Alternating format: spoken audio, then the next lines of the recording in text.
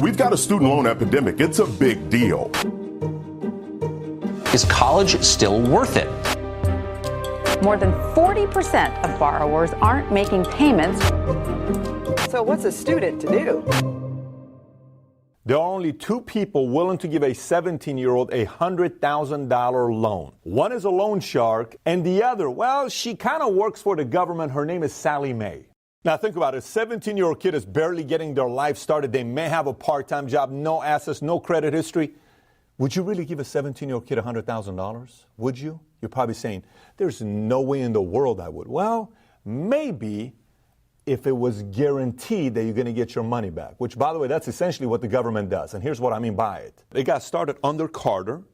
Then it became tough during Reagan. And it pretty much became impossible during George W. Bush.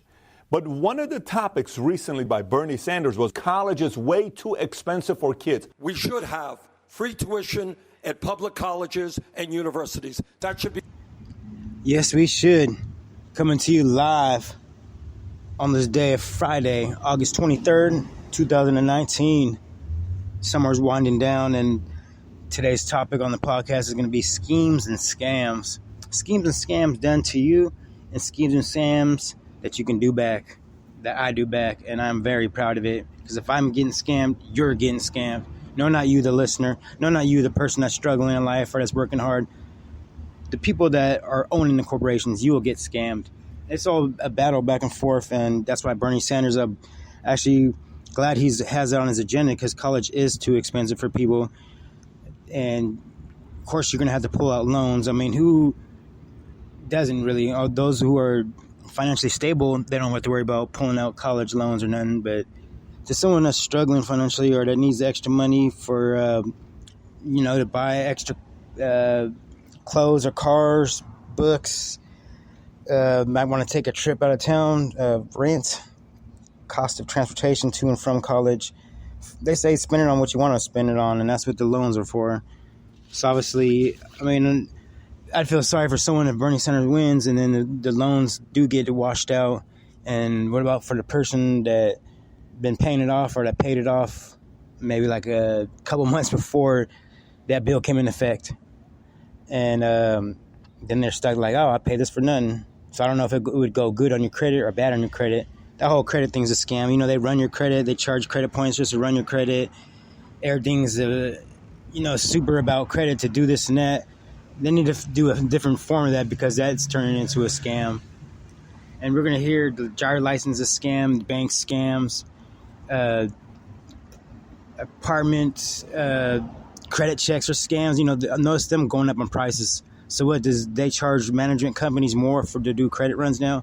Because it used to be $15, and then it went $20, then $25. Now it's $35 to $40 just to hear, no, you cannot get this apartment, and you do not get that money back. So it's like there's a lot of managers that are making money and companies that are making money off just running people's credit, and they don't charge them that much, that they don't cost them that much to do it. The DMV, scam. I mean, I went there one day and I answered a question, and I put the lady, I was like, I forgot what the question was, but I said, this is just a DMV is a scam. She's like, well, I know you're right, but you still got to fill it out the right way. So she even knew at the DMV that it's a scam. I mean, a lot of the money that's spent on us registering cars and smogging and all that doesn't go towards the roads. It's supposed to go to the roads, but it goes to their pockets and other corporations and companies and governments and funding this and funding that instead of fixing up the streets. And there's been an ongoing investigation on that for the last 10 years. A lot of streets have potholes and ain't been fixed up, and parking downtown, parking on any city scams. They have ticket people going around during Christmas Eve, during Christmas Day, during New Year's Day, all 24/7, 365 days a year. They're going around writing tickets for people parked, and they might be just a little late.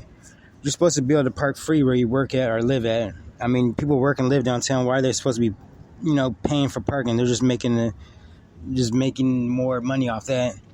And then they tax us and take out of our work checks, and we pay taxes every time we buy something. I mean, where's all this money going? All this money is supposed to be going towards fixing up all this, and they're not doing that. So it's like, they have scams with you don't need your driver's license or insurance to get a car registered, because I don't have my driver's license. I got my driver's license taken one, I guess, for a seatbelt ticket. I didn't want to give the person a ride. I didn't feel like driving, but I just kind of like bullied almost into giving a ride. I just didn't want no problems with the person. I was like, yeah, fine, whatever. I get pulled over, get a ticket. Couldn't afford to pay that ticket at the time because I was working and paying. I didn't have no extra income. Just I was doing all the work and paying rent, and it was struggling. So there's no way I could afford that payment every month to pay for that ticket. And then one day I got pulled over, and it's like, oh, you don't have your license. So I took my license, and they said they see the car again and they're going to take it. And there's like, they don't want these type of lowrider cars on the streets and all this because they thought it was all thug and gangster and all that. And it was just like my dream car. So it was like, you know, and then one day I get pulled over by Target in Fulton in the Ordinary, and I asked the cop, why'd you pull me over? Because I knew he was just aiming to pull someone over because the car was sparkling gray on rims and tinted windows and all that. It was a Cutlass. But he said, oh, your car was in a robbery. And he's lying out your ass because you know it wasn't in a robbery. You were just saying that to pull me over. And then my license got took. So ever since then, I just had a vendetta, and I ain't never paid on my license and never will. Maybe if I'm rich or someone win the lotto, then I will. But there's no way I can afford with the income I got now, even with extra income, to pay off my license monthly. And I'm 40 years old. I could be dead in 10 years, and it could take 8 to 10 years to pay them off. I mean, that's a lot of times I've gotten my car, I got pulled over, cars took at least 16, 17 cars over the last years, out of the last 15 years. Now, the last, 2 years, I haven't gotten my, they just, the police feel so sorry. They just be like, oh, well, you got a lot of cars taken, and they understand that, and they understand what's going on. They know I'm an adult. I don't have people in my car. I'm not doing nothing. I'm illegal or nothing. So they just let me go. Sometimes they'll pull me over and hop right back in their car and take off and be like, don't worry, we're not going to jam you. Just drive off. Or sometimes they'll be like, find someone else to drive. But they've been real lenient and nice about that because everyone's starting to know, come to an agreement on these scams. It's just making people struggle. And, you know, getting your car registered and paying all these different fees and insurance and all this and that. It's all scams.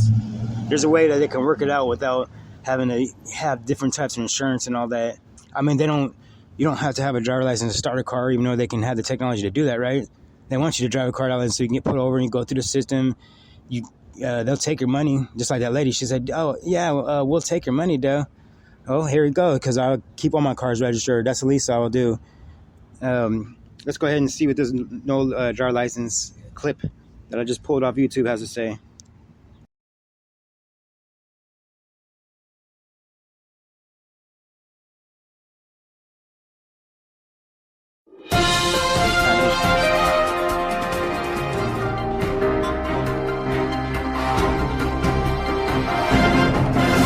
Good evening. I'm Todd Foster, reporting for Infowars.com and PrisonPlanet.com.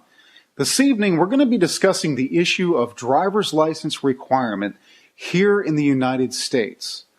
What is a driver's license? Do you need a driver's license? Is there any law requiring you to have a driver's license? A driver's license is required for one who is conducting commerce on the highways. Now, if you're doing personal travel along the highways or personal transportation, there's no law saying that you need a driver's license. Well, you hear that? Different laws. I'm telling you, people are just too busy living in their own world because they're satisfied or they have all the income and opportunities, and then to them it's just everyone's sucking money from them. I mean, rich people get played for their money all day long, and they just give because they have the money. And, I would do the same thing here. There you go, get out my face. But, I mean, they're just getting scammed. You're supposed to be able to park where you live at or work at. Now, the transportation is supposed to be free. Light rail and buses, if you work in a city that I once read. And I also once read research that there's a lot of three-letter words that are evil and have to do with scams, and they go back in times to the biblical evil times and named after certain gods or named after certain entities or, so I was looking it up and I seen three-letter words on there. I seen ATM, BET, MTV, DMV, GOV. There were so many, and these are all web addresses and all that. So it's kind of weird, but the average person would probably brush it off or, oh, it's just conspiracy theories or you're crazy or this and that, but they're not really investigating or researching. So that's what they need to do is figure out, research, take some time, figure out all these scams and what's going on. They probably still can care less about it because they have all the money. They're not caring, so it's only affecting really the middle class and lower class. But they don't know it's affecting them too. And here's a new bank scheme going on. Welcome back. A scary new bank scam spreading across the United States, even fooling experts. The scammer will actually show up on your caller ID as the number on the back of your credit card, all to get consumers' PINs and security codes. Joining us now is the cyber guy, Kurt Knudsen. Kurt, good to see you. Thank you so much for being here. Tell us how it worked and what they're trying to do. Maria, always good to see you. We're talking about the best scam going on, where the phone rings at home or at work or on your cell phone, and it mimics exactly what you said on the back of the card. It's like, hey, the number matches. And they also have details about your life that you didn't think that they would have. They claim to be from fill-in-the-blank bank credit card fraud department. And they'll say, hey, Maria, just want to verify these are the last 4 digits of your Social Security number, right? And they rattle those off. Whoa. Good day, Facebook. Okay, so I'm here in King City, California. I had to jump through hoops to get my registration done, but it's taken care of. I had to pay $14 because it said I didn't have proof of insurance. I did have proof of insurance, so they sent me a letter in the mail saying, oh, you do have proof of insurance, but you're still going to have to pay the $14 to reinstate the suspension. No problem. Me being the positive person that I am. Nope, he got cut. He got cut off and did dirty, and that was a foreign veteran of the war. But, that's how they do a lot of veterans out there. Use them as pawns, take them back, scam them for what they can scam them, Running 2 minutes left. Wow, this has really been fast. Got to do another schemes and scams. Also, the people that want, be careful of your credit cards. Everywhere you go, you got to sign up with someone with your credit card, and they sit there or whatever you talk about on your phone. Then all of a sudden you get advertisements on your emails, or you sign up for a job, and all of a sudden it's a scam, and you're getting all these other people calling you, oh, you want a house loan or house rentals, and the government just is worried about doing other stuff instead of solving the problem with schemes and scams. People calling you all the time. What about when you call the 1-800 numbers and all of a sudden you're getting someone from China or Japan and they hired them from here because it's cheaper and they don't want Americans to work, unfortunately, but they want to hire other people, and all of a sudden every single time you cannot understand the person you're talking to. And it's like, if you're going to have an American job, you need to at least understand American tone or American problems, because I'm sitting there trying to tell a lot of these operators what's going on with the problem. They don't understand what the problem is. Oh, well, I'm sorry for that, and I can't do this. And then you call again to someone else, and then all of a sudden the problem's fixed. So what about all the jobs that we need, but they hire other people, and it's just scams. I mean, they scam people from the work check hours all the time. That's a big scam. I heard a lot of people are getting mad about that, firing people just for the jobs to save money, or the public, or it's owned by private. Even heard of medical scams and doctor scams and nurse scams. The lottery basically can be scammed. There is winners though, but I mean, there's stories of lotto winners coming up missing or something, or they died all of a sudden. Different pictures. I mean, I think that's the biggest scam is playing the lottery. I mean, people just get so excited, and that's a lot of money to fork over. Fortunately, little scratchers, I mean, you do win. My mechanic won with $1,000 scratcher, and we were actually standing next to someone that was probably a millionaire. I mean, this guy was rich, and he'd won the big one on a scratcher, and it was like $75,000 or something. He was just sitting there like, oh, yeah, I just, it's just pocket change to him. He wasn't even worried about it. I was like, wow, the rich do get richer, but he had more opportunity with more money to buy more lotto tickets, or I don't know. We have 38 seconds coming up. We got the nosy wozies looking around saying, what is that guy doing over there? Well, I'm just doing a podcast talking about schemes and scams.